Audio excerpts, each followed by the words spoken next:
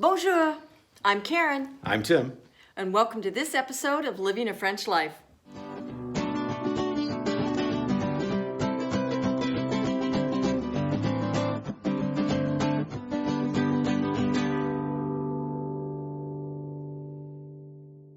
We're over in the house today because we're starting to figure out where we want to put some of the electrical outlets. There's nothing worse than being in a kitchen and not having enough outlets. That's true. Nothing worse than having to unplug your toaster in order to plug in the coffee machine or the milk frother. Indeed.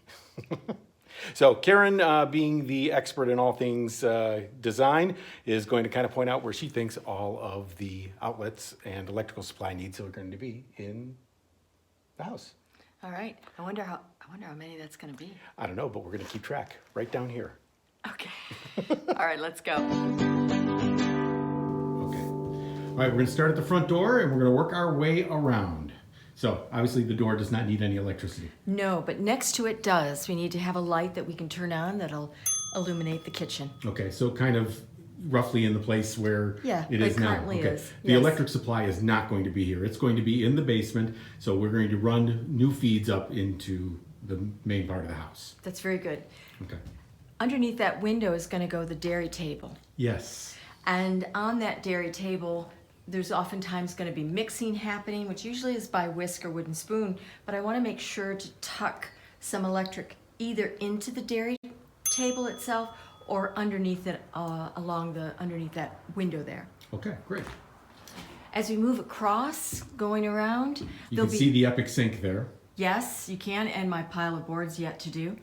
But to the left of the sink, there'll be some counter space, so there always needs to be at least 2 outlets there. Okay. And the same would go for the other side of the sink as well. You always want to make sure you have enough outlets for small appliances that you might be using. There'll be a light that'll be either sconces on each side, or more likely a light that's going to be over top of the sink, as well as lighting the dairy table. So we'll have to think about those positions for those lights. Okay. This is going to be electric for the refrigerator Yes. and other larder items? Yes, it's going to be for the refrigerator, and since Tim has more coffee apparatus than any one individual should own, not that I should talk because I have a lot of things, but Tim has a lot of coffee needs, and so we're going to make sure that in that larder where the coffee maker will be hidden. I don't like to look at small appliances, so I like to tuck them away. There'll be an outlet in there. Okay. For the milk frother, too. Okay. So in the contour. So when you turn around exactly opposite of the sink, you come to our large fireplace or cantu. The wood cooker is going to be in the middle, and it doesn't require any electricity to run. But we will have electricity on each side of the cooker where there'll be storage underneath. We also want to make sure that the cooker is illuminated, so there'll be a light up above. Something that can handle heat. Indeed. I don't think the light's going to be directly above because the laundry maid is going to be tucked inside the chimney of the cantu. And a laundry maid is something that you use, that you can lower and dry clothing on it over the wood cook stove in the winter. And so that'll be tucked up inside, but we will have light illuminating the cooker. You want to make sure you have good light over your stove because there's nothing worse than preparing your meal, especially in winter when it gets dark earlier, and not having light on your stove. All right, we come around the cantu, and this wall is going to continue to be here, even though some of it has sort of fallen down. But this is a brick wall. Not going to be any electric needs here? No, there isn't, but there will be under this window. Okay. We're going to design a very simple built-in desk, and there'll be electric underneath with USB chargers for our phones. Okay, great. And then we go along this wall. Yes, there's going to be a large Welsh dresser, and we'll want to have some electric that we can get to easily. It'll probably be on the left-hand side so you don't see it coming in, but for a small lamp that might be displayed on there, Christmas lights at the holiday time or whatever. You never want to be without the electricity when you need it. Okay, and we got to the back wall now. Yes. Over in the corner over here, this is going to be about half of the door going out, the porte fenêtre, the French windows going out to the balcony. But what about along this wall here? Well, that door is going to eat up much of that back wall space, so I don't have much planned, but I will plan for some electric for sconces that'll be on each side of the French doors. Okay. We also want to remember that there'll be 2 lights over the dining table, which will be in the middle of the space. Okay. Okay, this wall is not going to be here Nope. very soon. It's going to be exciting. It'll open up the 2 little back bedrooms of this house will then become 1 room. So it'll be our dining space here, and then it'll be our small little reading nook living space on the other side. So this is the other side of that that wall, and as you can see where the door, the French windows going out to the balcony is going to be, and again we've got a little section of wall. Sconce on one side, right? Yeah, there's not a lot of space that's going to be on this wall after the door goes in, but we'll mirror the sconce on this side as well as on that side. It's all going to depend. I think the doors are going to open in, and so that might change some of the ideas for the design, because we're going to have shutters on the outside, and so the doors need to open in so that you can get to the shutters and close the shutters at night. Okay, we got one electric line here now, as you can see, running in this conduit, not legal in France anymore. And we've got this wall. So what are we going to need on this one? Let's hear. Well, here goes a piece that I really love that was gifted to me by some friends here in France. And it's a wonderful old secretary. And so my desk will be here. It'll fill up the space nicely. And of course, there needs to be power for the computer and an ability to plug in a light. I'm not one for recessed lighting. It always makes me feel like punching holes like Swiss cheese into ceilings. But I love ambient light from floor lamps, overhead lights, and lights coming from table lamps. So I have to really think about where all my furniture is going to go so I can make sure we have enough outlets. Okay, and behind you where our antique wheat thresher is. Yes, yes, our wheat thresher. That is going to be a staircase going up. Yes. And underneath it is going to be a powder room. Yeah, a very tiny little powder room. We still have to figure out our calculations so we can clear it for the rise in the steps, but it's just going to be the commode and a tiny little sink. Are we all still trying to fit the washing machine under there? No, I think I've realized that that's probably not going to be possible. Okay. Now, where that washing machine's going to go, I have to decide, because of course we'll need electric and water to it. Yeah, and a drain. And a drain.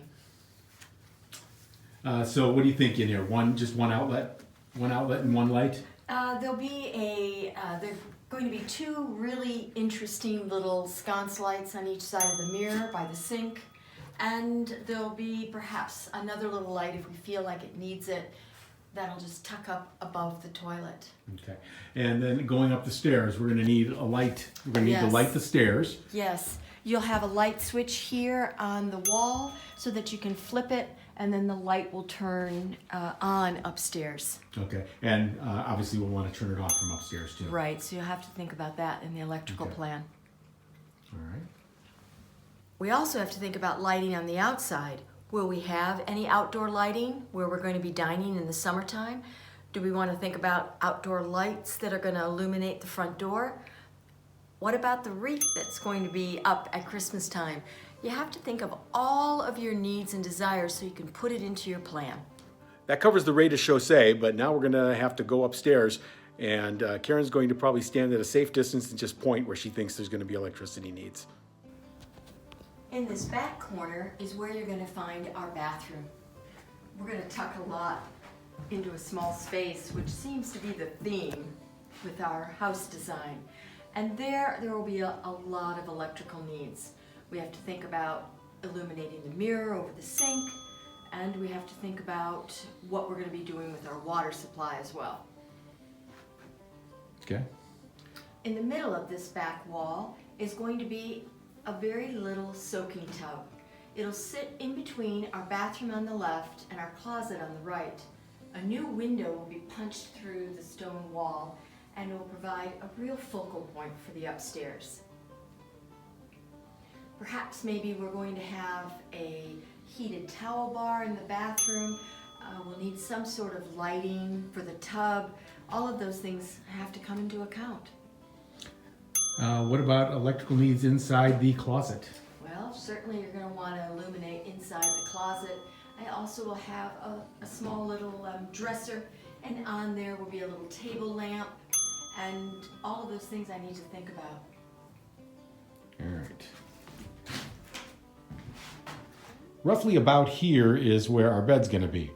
On either side of that, we're going to need outlets with charging ports for the phones, and of course, I'm sure some kind of sconce on either side of the bed.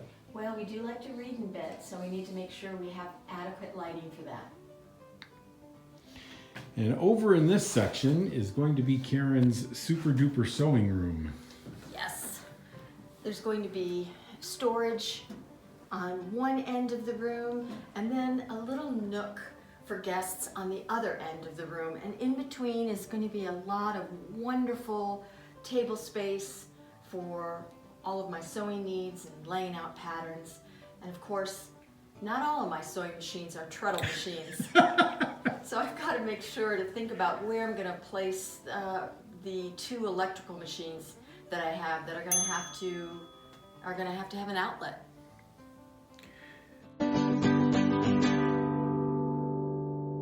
You might have noticed that Karen is here virtually for this wrap-up segment. Bonjour. In the time between when we filmed that last segment and today, when we're filming this segment, Karen has taken her mother back home to Southwest Florida. How's the weather? The weather is lovely.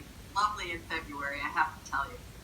And I feel sort of at home because there's some remodeling work happening at a condo around the corner. So, yeah. That's good. Don't want you to feel, don't want you to miss the place too much. Not at all.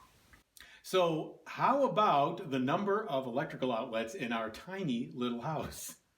Unbelievable how fast they add up. And I have to tell you, the project seems daunting at first. So I guess we're just going to have to plug along one outlet at a time. And eventually we'll get to the end of that project.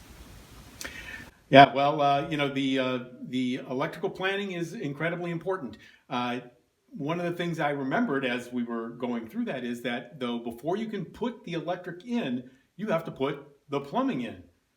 You have to put the hard, rigid pipes in because copper wire bends very easily. Those rigid plastic and metal pipes do not. Very true. So even though I'm several thousand kilometers away, I've been working on a plan for the upstairs bathroom. And I thought if I turn the shower 90 degrees, I might be able to get all the plumbing along that one back wall. I think that would make it both efficient in terms of materials needed and also a little bit easier to install. All right, well, then that's something we're going to have to plan for too. Boy, we do a lot of planning around here. So I had a guy out to kind of survey the situation for putting in the septic system. So we haven't gotten the devis, the estimate yet, but we've got our fingers crossed. So I think next week we will go and take a look at where the septic system is going to go. I do have that kind of mapped out on how the pipes are going to run. It is going to mess with the back garden though. Yeah, I am sure it's going to rip through most of what we've got back there. Fortunately, there is just like a rose bush and some Jerusalem artichokes worth saving. And we'll just have to wait probably another year before we can really put in our kitchen garden, our potager. But I bet we can get some container gardening in there, and there's always the opportunity to plan for the future. And we did film a segment of you doing the planning for the garden, so I think we'll include that next week as well. Okay, awesome. So that's going to wrap it up, I think, for this week. Make sure that you like and subscribe. Ring the little bell icon. That'll let you know when the episodes drop, and you'll get to them right away. So until next time, À tout à l'heure. It's a pretty clean morning. I take a walk outside. It's a beautiful fall day here in southwest France. And we're here in, I don't know what. Let's start that over. Cameron's over here. Yep, I'm looking. Okay. Well, that's going to do it for this episode. In our next episode, I'm looking in the wrong place. Blah, blah, blah, whatever happened.